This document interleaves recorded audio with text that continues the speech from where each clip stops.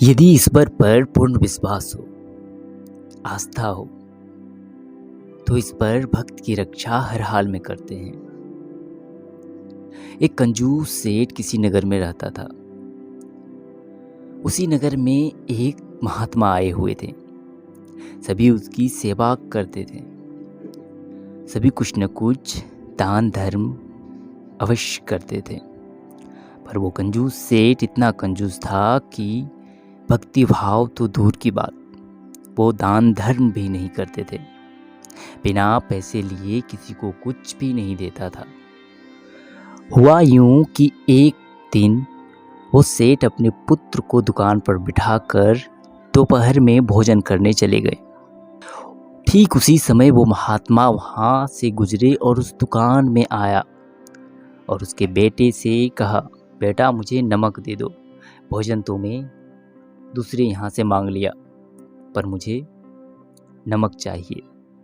उसके बेटे ने एक डब्बे से सफ़ेद जैसा पदार्थ निकाला और महात्मा को दे दिए।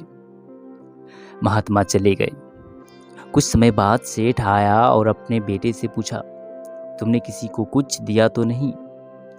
उसके बेटे ने कहा, नहीं, पर एक महात्मा आए थे जिसे मैं उस डब्बे से नमक निकाल कर दिया। उसने देखा कि ये डब्बा नमक का नहीं बल्कि एक जहरीला पदार्थ का है। उसने तुरंत दौड़ते हुए महात्मा के पास गए, जो कि एक तालाब किनारे ठहरा हुआ था।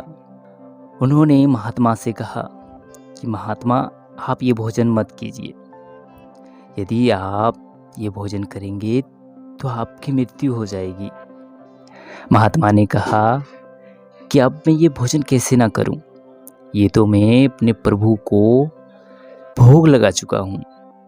यदि मैं ये ग्रहण ना करूं तो अपमान होगा और मैं अपने प्रभु के प्रसाद का और प्रभु का अपमान नहीं करना चाहता।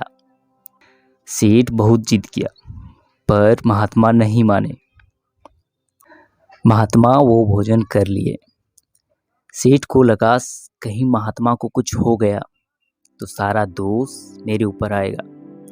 ये सोचकर वो रात भर वहीं रुकने का सोचा और वहीं ठहरा।